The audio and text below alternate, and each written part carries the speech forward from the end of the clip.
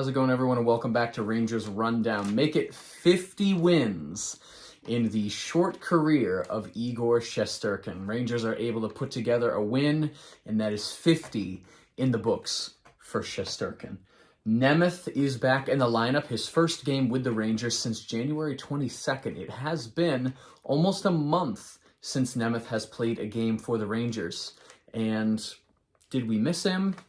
I would have liked to see Jones still out there. I think Jones is the better player for the Rangers to be playing right now.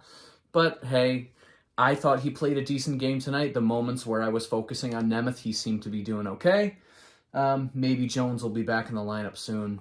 Who knows? But the lineup tonight, Kreider, Zibanejad, Lafreniere. Lafreniere still on that first line. Very happy about that. Panarin, Strome, Goudreau, Hunt, Hedel, Gauthier, McKegg, Rooney, Reeves, Lindgren, Fox, Miller, Trouba, Nemeth, Schneider, and then Shesterkin in the net.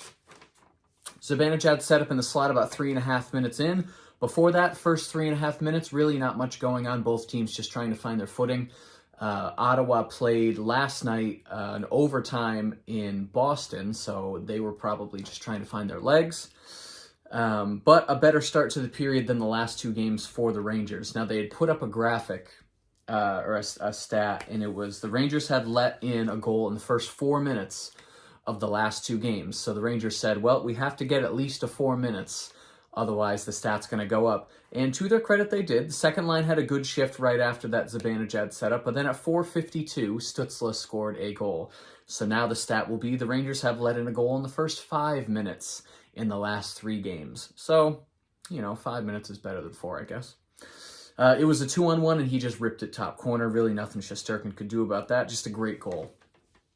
But 2.5 minutes later, Strome would score a goal. His first in, I think, 10 games is what they said. His first goal in 10 games for Strome, so good for him.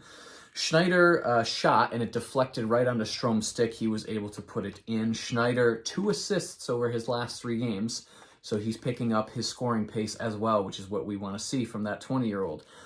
A lot of stoppages about halfway through. Ottawa pushing really hard, considering they had just played a game 19 hours prior. Rangers go about 6 minutes without a shot on goal in that first period, but that's been their MO forever. Get outshot in the first and then outshot and then do the outshooting in the second. Ottawa clogging up the passing lanes. They're just applying very quick pressure. Rangers didn't have a lot of time in that first period once they got the puck to do anything valuable or smart with it, because Ottawa just comes barreling down on you. 2.5 minutes left. Nemeth has a good offensive shift. He helped the team cycle the puck in the offensive zone, had a couple good keep-ins.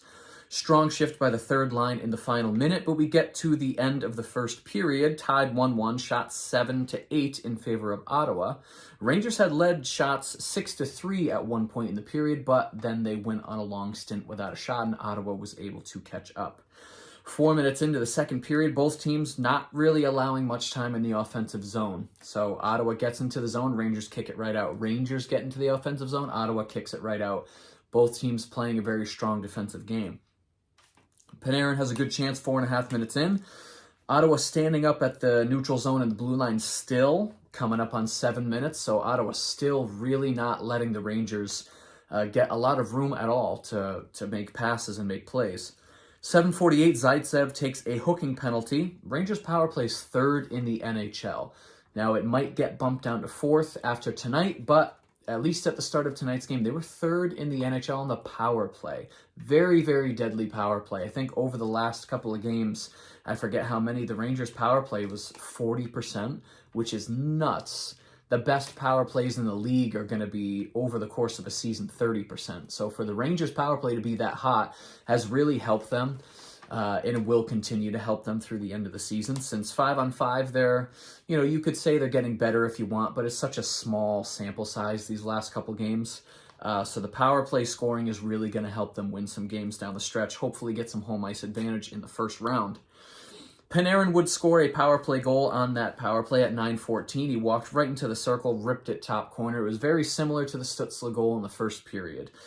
First lead that the Rangers have had since their return from the break. So they never led in the Boston game. They ended up winning in the shootout.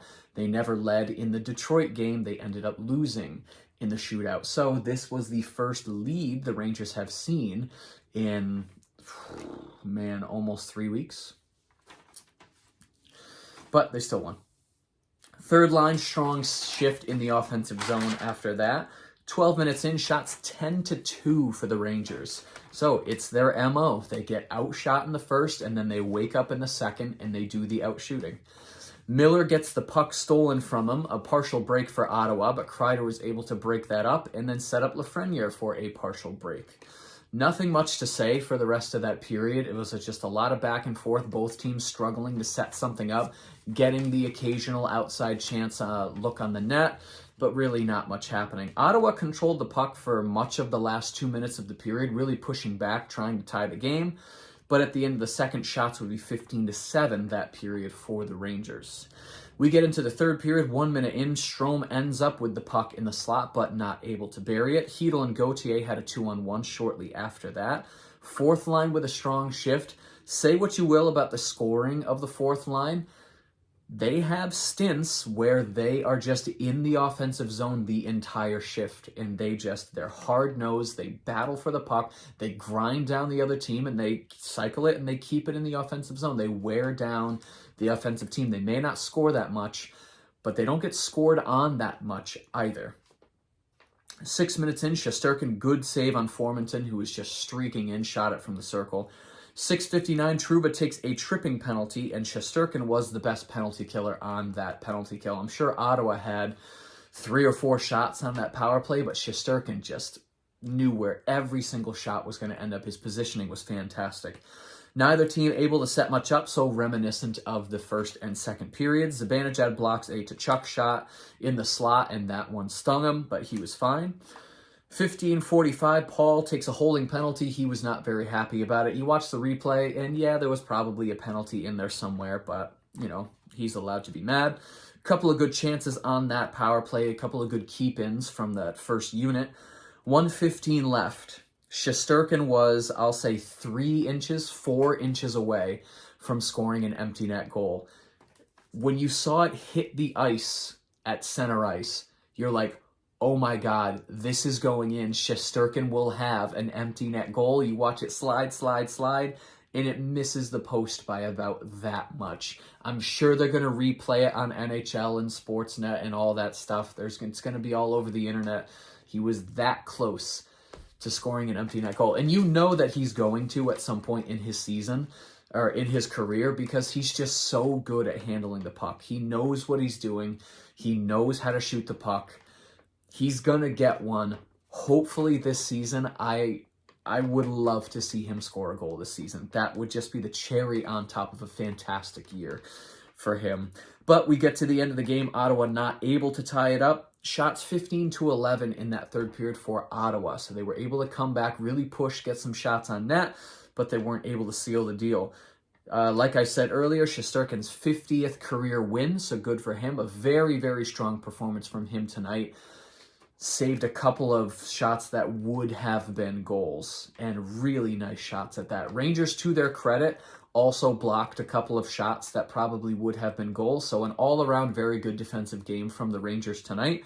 We just need that offense to click in a little better 5-on-5. Shots 33-30 in favor of the Rangers. Face-offs 47.9%, so sub 50% face-offs, nothing new there. Power play 1 for 2, hits 26-30 in favor of Ottawa, and blocks 17-13 in favor of the Rangers. The trivia question of the evening: who has the most 50-plus point seasons in Rangers history? And apparently, according to Sam Rosen, the answer was obvious. If you gave me, I don't even know how much time, maybe I would have gotten it because I know who this player is, but it was Rod Gilbert, who had 12 50-plus point seasons in his career. What a career that man had. Rangers have a couple of days off now. They don't come back to play until Thursday night at home against the Washington Capitals, a team they have not played since opening night. So it should be a good game. The first quarter of the season, Washington was red hot. They seem to have fallen off of that track a little bit recently. So hopefully that means not another 5-1 loss to the Capitals this season, but we'll have to see what happens. If you enjoyed this video and you'd like to see more videos like it, be sure to hit the subscribe button. Thank you so much for watching, and I will see you in the next rundown.